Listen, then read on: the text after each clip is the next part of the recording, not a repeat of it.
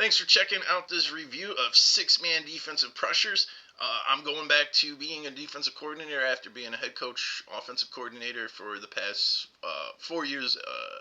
So want to just check and see what other defensive coordinators are doing. John Atkins is doing the presentation. He's the head coach at Mahomet-Seymour High School, and Fruits, it's how they call their six-man pressures. Coach Atkins' influences. I believe his defensive coordinator, Henry Turek, was going to do the presentation, but Coach Turek had a baby around the time the Chiefpigskin was filming. So hats off to both of them for sharing. Coach Atkins' influence also includes Nick Davis, the spread D guy. He was Rose Hallman defensive coordinator. Great follow on X. And he's done a variety of presentations for multiple people, from multiple places too. And then he's currently head coach at Ottawa University and a couple other Illinois high school coaches that if you're from the state of Illinois, you might be extremely familiar with. So very successful defensively. Stats kind of speak for themselves. Very multiple. Coaches, they keep things simple, and they probably teach these to their guys in a simple way. And Coach did allude to, they're not using every single one of these fronts in every single game that they end up going into. They're gonna pick and match. But their base structure, they're using a 3-3. They're separating their front and their secondary. So the head defense coordinator, Coach Turek, is calling the front, and then the secondary coach, Coach Murphy, is calling the secondary. And they're 2 and 4. They number their linebackers. 2 and 4 are their true linebackers. 3's a little bit more of a plugger. He's the guy who's going to make even fronts walk down and play as a defensive lineman at times.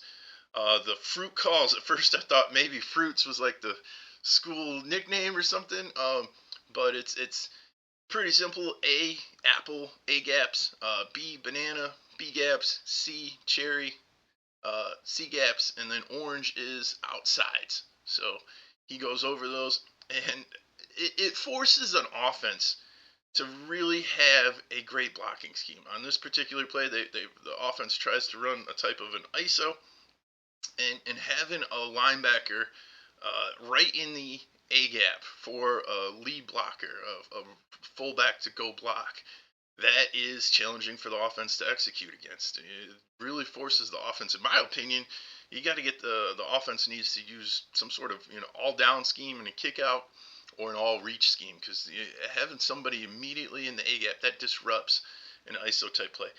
This particular clip is what I found most fascinating. So their 3 guy, which is the middle linebacker for them, he's going to cross over and line up in the B gap, and then the 2 and the 4 guys, the stacked linebackers in their 3-3, they're going to walk down and line up in the A gaps here, and it's a lot of movement for the offense to handle, and it really forces the offense to be executing some sort of great zone concept. It just and even though this is pass blocking, if you're not sliding here, you've got a lot to deal with as an offensive lineman.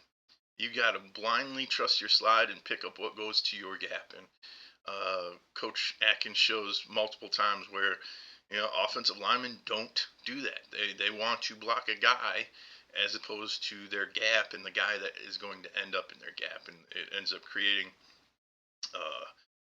a free run ultimately for that 3 guy, that middle linebacker. Move banana, another clip. I mean, they're creating a big dent in the offensive blocking scheme right now, resetting the line of scrimmage. Very successful there. Move cherry, they're working out the C gap, something to contain the edges. Proves to be very effective, and they do a great job of moving kind of right on the snap. A lot, again. They end up running a counter scheme here. Guards pulling the kick out. H is wrapping. Coach talks a lot about what's happening out here. Well, this middle linebacker, the nose takes the A gap to the nose's left, the offensive right. The center hangs on that, and then the classic that middle linebacker never gets blocked. So just a simple 6-man pressure that, again, it's forcing the offense to execute their rules and block their gaps correctly, or the defense is going to get a tackle for loss like they do on that play.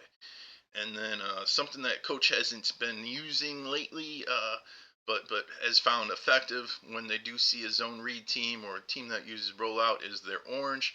So they've got their 2 and 4. Their outside linebackers walk up. They're coming off the edge. They're outside of everything, and it's really good against zone read because the DN guy, he's going to be able to take the dive, while the outside guy is going to be able to take the quarterback keep.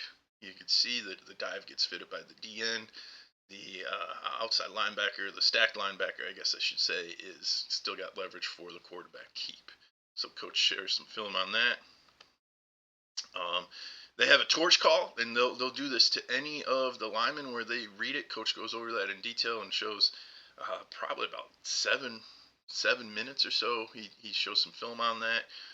Very, very effective, because he points out, you get the offensive linemen to start guessing and worrying about the pressure that's coming, and then they start reading those guys, and really creates a lot of wide open run-throughs for big tackle for losses or sacks.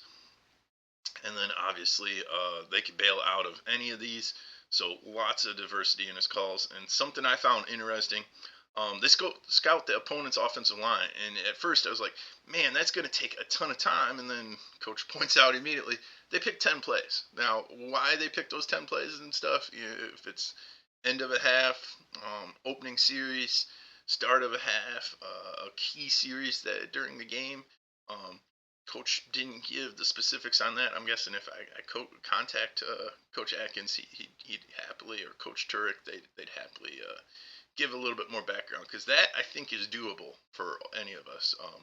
Otherwise, you need somebody who's their only dedication would be grading and scouting those offensive line, and something they're ultimately doing it. What really pops out to me, number 77 here, that guy struggled to execute 4 times.